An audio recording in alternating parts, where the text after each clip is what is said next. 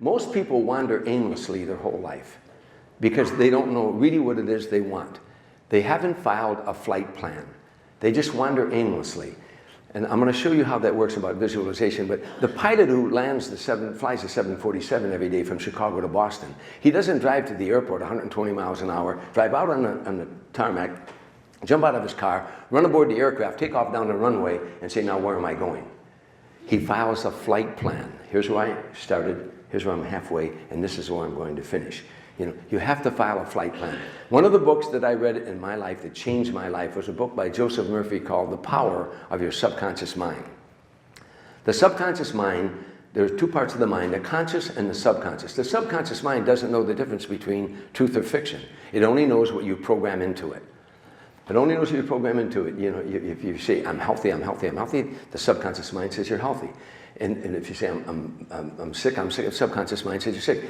The way it works, you can envision something negative and your body starts reacting as if it's already happening. Young comedians constantly ask me, I'm going on stage for my very first time, or every time I go on stage I get very nervous and I get real worried and scared, and can you help me with that? And I said, yeah, just keep doing it. My mother once said you can get used to hanging if you hang long enough, but the problem with most people who have to do public speaking is when they have to go do it, they envision themselves failing. They'll say, I'm working at the Laugh Factory next week, or gee, I got to give this speech at for the people at the office. And and whenever they think of the speech or the talk they're going to give, they start envisioning negative thoughts.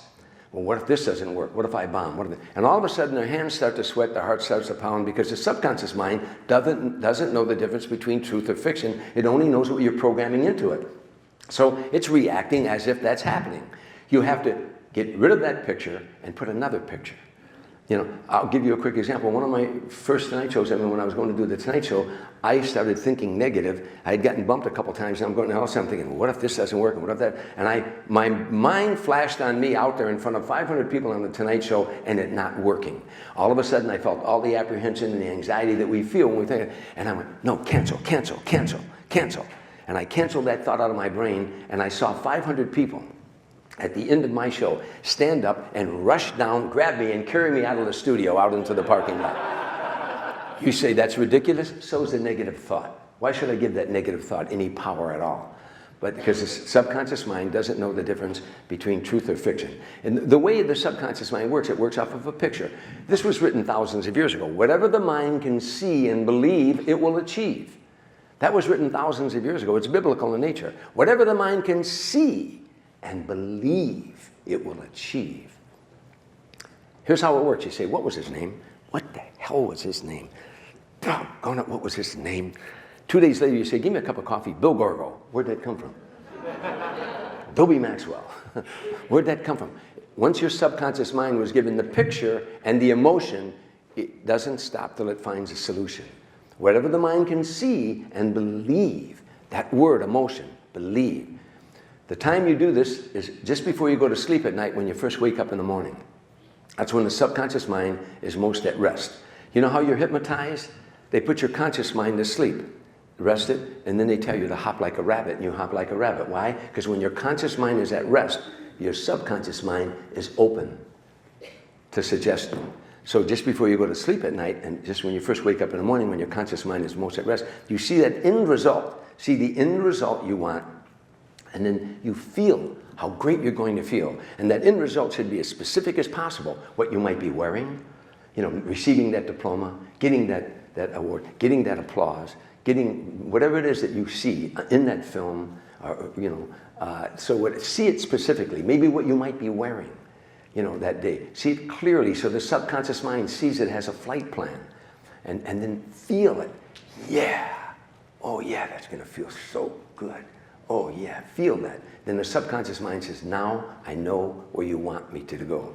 You know, you see it, feel it, and believe it.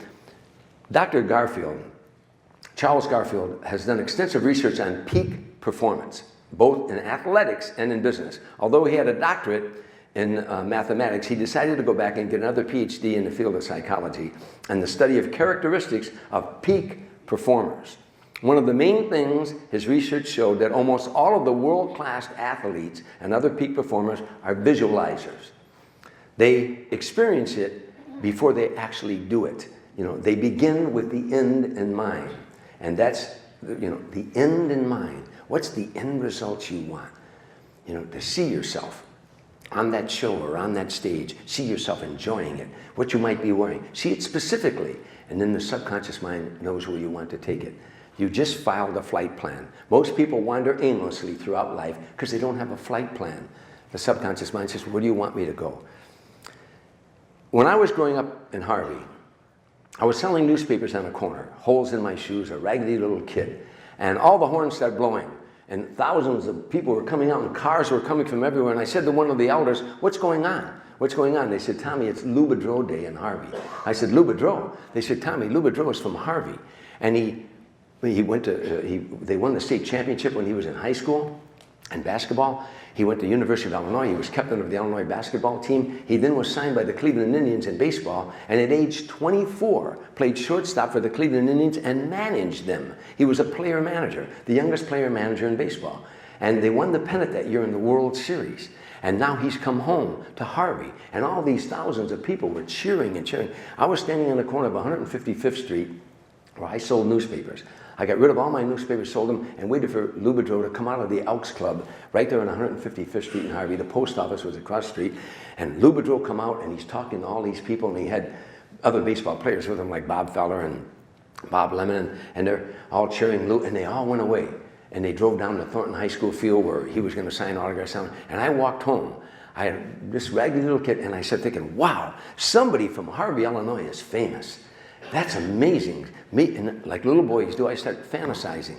Maybe one day they'll have a parade for me in Harvey. And like a little boy does, I'd be on a horse riding down the main drag, and people would be cheering and all this stuff. On August 22nd, 1992, I went back to Harvey, Illinois, and that corner, that same corner where Lou Boudreau came out of the Elks Club, where I sold newspapers, that same corner, they named that Dreesen Street. And the man who introduced me to the crowd was Lou Boudreau. Now, I say to you, this isn't, oh, psychic hocus pocus. That's the way the science of the mind works. As a little boy, I didn't realize that, but I programmed that image in my mind. I programmed that clearly. And I told the audience when they named the street, and I said, I stood right there, and I watched this man, Lou Boudreau, you know, how you cheered him. So dreams come true. Dreams come true, but you have to know how to dream. Whatever the mind can see and believe, it will achieve. Some of you may or may not know who Charlie Pride is. Charlie Pride is a black country western singer. In the 50s, Charlie Pride decided he wanted to be a singer. The odds of being a star singer might be 1,000,000 to 1. But he was black in the South, and he wanted to be a country western singer. The odds were about 50,000,000 to 1 at that time. Charlie Pride went on to had 26 platinum albums. He became a star country singer. I did the Mike Douglas show with Charlie many years ago, and we were talking. I've done a lot of golf tournaments with him and everything. Charlie told me as a little boy, he grew up in Crowder, Mississippi. He said they were sharecroppers. He said he had like 11 brothers and sisters, and his mother was swollen pregnant with his brother Harmon, and they were picking peas and stuff like that, and his mother was on her side picking peas, and he was a little boy helping his mom, and he looked and he saw the woman that owned the house, this big, beautiful house, come out, this white woman, and she owned the house, and she got in her limousine, and she drove away. And Charlie thought, my mother is just as pretty as that woman. My mother should have a house like that. Today, Charlie Pride owns all that land. That's his land. That's his home. That's his land. He bought the schoolhouse that he grew up in, you know. His mind saw it. Whatever the mind can see and believe, it will achieve. When I went out to the West Coast, the film showed that Tim Reed and I were America's first black and white comedy team. We paid dues that no other act ever had to pay. There were no comedy clubs in those days when we started out. We worked all black clubs in the North and the South, all white clubs. We worked what they call the Chitlin Circuit, black-owned, black-operated nightclubs. Here in Chicago, the High Chaparral, the Burning Spear, the Guys and Gals, the Dating Club Lounge. We worked every place we could, you know, every opportunity we could. But in the TV, you know, we wrote a book about this, by the way, a couple years ago. This is going to become a movie now about what it was like touring the nation as America's first black and white comedy team. Fourth time on stage, a guy put a lit cigarette out in Tim's face and then tried to beat the bejesus out of me. I boxed when I was in the service, but he outweighed me by 100 pounds. A year later, at the University of Illinois, a guy took an ice ball, went outside, made an ice ball, and hit me in the face with it. The interesting thing about racism in those days, if there was a black guy who hated white people, hated them with a passion, He wasn't mad at me. You know, he was mad at Tim for being with me. If there was a white guy, a redneck who hated black people, you know, he wasn't mad at Tim, he was mad at me for being with Tim. You know, so, and didn't mind, 2 or 3 of them got me in a men's room down in Atlanta, Georgia, trying to do a number on me. But, I mean, but 95% of people love what we did. But we paid dues like no one paid before. Now, when the team split up after 6 years, Tim wanted to become more of an actor. We go out to the West Coast. I go out there, and Tim's already out there trying to be an actor, and I'm hitchhiking up and down Sunset Boulevard. I had a wife and 3 kids back here. My wife wrote me a Dear John. She left me 3 times on my pursuit of being a comedian. She hated show business, you know. And I don't blame her. I don't blame her. Pythagoras said life is like the Olympic Games.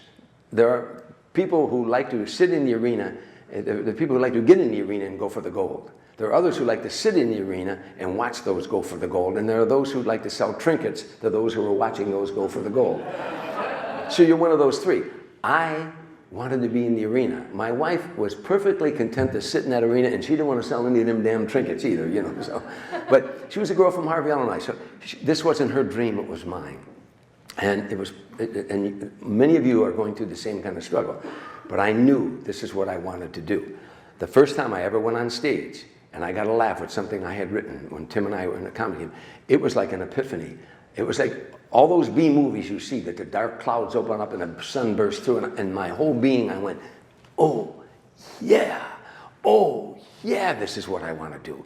Oh, I know now what I want to do. I couldn't sleep that whole night. It was a Friday night. I got up the next morning on a Saturday and went to church.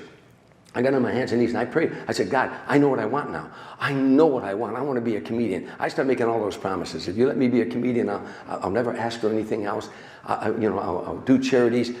I didn't say become a star, have my own series. The thought that you could make a living making people laugh overwhelmed me.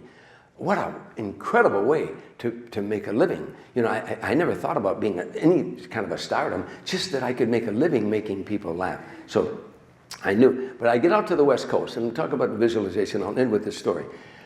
I thought I'd go out and maybe go to the Comedy Store and get on. In those days, that was brand new, the Comedy Store, and maybe get on in a week or so. It was a month and I still wasn't on. I was standing in line out every night. I had been in the business 6 years. I was standing outside with kids 18 years old and begging to work for free at the Comedy Store.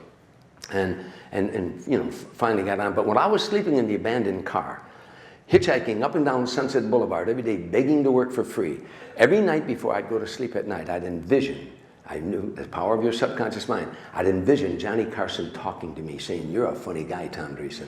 Now, you got to remember, in 1975, wherever you went in America, people say, what do you do for a living? So I'm a stand-up comedian. The next question out of their mouth was, oh yeah? You ever been on Johnny Carson? If you hadn't been on Johnny Carson in the eyes of America, you weren't a comedian. You might want to be one, you might going to be one. But in America, you were not a comedian until you did the Tonight Show at that time. And Johnny, you didn't get to sit down and talk to Johnny. You know, you had to do 3 or 4 stand-ups before Johnny let you come and sit down to him. When you do your first Tonight Show in those days, to America you had arrived, but to the industry you didn't arrive till Johnny talked to you. So me knowing that, and I couldn't even get onto the Comedy Store, every night I would see Johnny Carson saying, you're a funny guy, Tom Dreesen. You're a funny guy, Tom. I would see myself sitting there with him, knowing that if I was sitting there, I'd already succeeded over there. Well, as they said earlier, I've done 61 appearances on attention. This was the picture that I imaged in my mind when I was sleeping in the abandoned car. Nothing can become a reality unless it's thought first. Nothing can become a reality unless it's thought first. You see this chair, you see all these other things here, they were thoughts. This microphone was a thought before it became a reality. Where you're going to end up in life, you can think it. It's a thought before it becomes a reality. So that's what visualization